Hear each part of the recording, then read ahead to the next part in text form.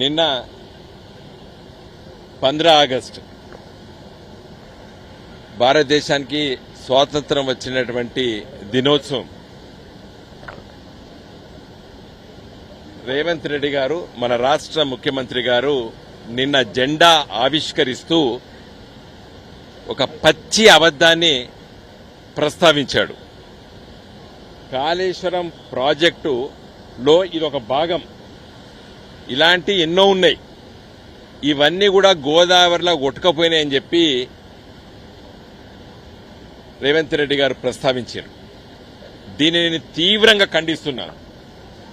ఒక ముఖ్యమంత్రి స్థాయిలో స్వాతంత్ర దినోత్సవం నాడు 3 రంగుల జెండాను ఆవిష్కరిస్తూ తెలంగాణ ముఖ్యమంత్రిగా ఉంటూ ఆ విధంగా ఆయన మాట్లాడము చాలా తప్పు. ఎందుకంటే కాళేశ్వరం ప్రాజెక్టు దాదాపు 80,000 కోట్ల రూపాయల అంచనాలతో కట్టినటువంటి ప్రాజెక్టులో కేవలము మేడిగడ్డ ప్రాజెక్టు లోపట 3 పిల్లర్లు కుంగి దాదాపు 300 కోట్ల నష్టం కంటే ఎక్కువ జరగలేదు.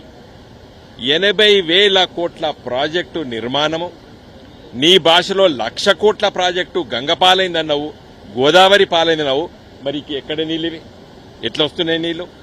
నీ ప్రభుత్వమే కదా, నీ ఇంజనీర్లే కదా 3 రోజుల నుండి ఈ నీటిని తీసుకొచ్చేసి మిడ్ మానేర్ నింపి, ఎల్ఎండి నింపి, కాకతీయ కెనాల్ ద్వారా రేపు వచ్చే 10 నెలలు రైతులకి వానాకాలము, అదేవిధంగా యాసంగి పంట కోసం ఈ నీళ్లే కదా రేపు వచ్చే ఉపయోగపడేది తెలంగాణ రైతులకి. మరి ఇది ఉట్టకపోయిందంటావు రేవంత్ రెడ్డి. ఇవాళ నేను హైదరాబాద్ నుండి ఇక్కడికి వచ్చి ఇది నీకు చూపియాలనే వచ్చిన ఇక్కడికి. ఇంకొకసారి అట్లా మాట్లాడొద్దు రేవంత్ రెడ్డి గారు. ఎందుకంటే మీరు చెప్పండి, కాళేశ్వరం ప్రాజెక్టు లోపట, మేడిగడ్డ ప్రాజెక్టు లోపట 3 పిల్లర్లు కుంగినాయని నువ్వు చెప్పు, నేను వద్దంటలేను. కానీ మొత్తం కాళేశ్వరం ప్రాజెక్టే గోదావరిలో కొట్టుకపోయింది అనేది ఎంత పచ్చి అబద్దం. ఇలా ఈ నీళ్లు వర్షాకాల పంటకు ఉపయోగపడతాయి, వచ్చే యాసంగి పంట కూడా ఇవే నీళ్లు ఉపయోగపడతాయి తెలంగాణ రైతులకి. ఇంత పచ్చి అబద్దం వద్దు రేవంత్ రెడ్డి. రాజకీయాలు మాట్లాడుకుందాం, విమర్శలు చేసుకుందాం. కానీ ఇప్పటికైనా మీ కాంగ్రెస్ పార్టీ మంత్రులు, శాసనసభ్యులు తప్పు మాట్లాడొద్దు. ఇవాళ ఎంత గొప్పగా ఇవాళ అటు చూడండి, 20 ఫీట్లు ఎత్తుతో ఇవాళ పొంగి పొర్లుతున్నది ఇవాళ కాళేశ్వరం ప్రాజెక్టు. కాబట్టి నేను రేవంత్ రెడ్డి గారికి రానున్న రోజుల్లోపట కాళేశ్వరం 1,00,000 కోట్ల రూపాయల కాళేశ్వరం ప్రాజెక్టులు గోదావరిలో కొట్టుకపోయిందనేది పచ్చి అబద్దము. కేవలం 1,00,000 కోట్లు, నీ భాషలో 1,00,000 కోట్ల లోపట 300 కోట్ల కంటే కూడా తక్కువనే 3 పిల్లర్లు కుంగినాయి. అది కూడా రిపేర్ చేయాలి. నువ్వు 2 సంవత్సరాల నుంచి రిపేరు, 20 నెలల నుంచి రిపేర్ చేస్తలేవు నువ్వు దాన్ని. ఇప్పటికైనా వెంటనే రిపేర్ చేస్తే ఇంత గోస కూడా తెలంగాణ రైతులకు ఉండదు. మొన్న నాట్లు కొంచెం ఆలస్యం చేసుకున్నారు. కేసీఆర్ గారు ఆలోచన విధానంగా జూన్ జూలై లోపట్నే ఈ విధంగా నీళ్లు ఎత్తి మిడిమానేరు, ఎల్లండి నింపితే రంగనాయక సాగరు, మల్లన్న సాగరు, కొండపోచమ్మ ఇవన్నీ నింపితే ఇప్పటికీ ఎప్పుడో వేసుకుందరు రైతులు నాట్లు. నీ వల్లనే నాట్లు రైతులు వేసుకోలేదు, వర్షం కోసం వేచి చూసినారు.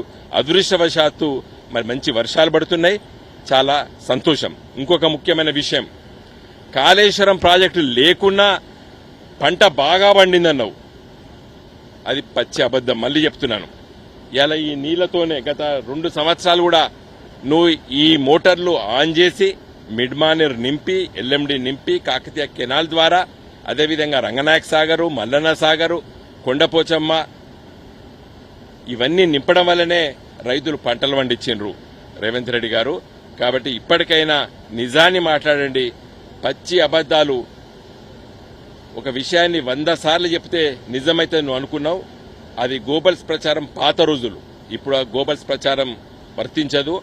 రైతులకి చూపియాలని చెప్పే ఇలా మేమందరం కూడా వచ్చి కాళేశ్వరము అటు చూడండి, government of Telangana irrigation and command area development department Kaleshwaram project link 2 అనేది చాలా స్పష్టంగా ఉన్నది.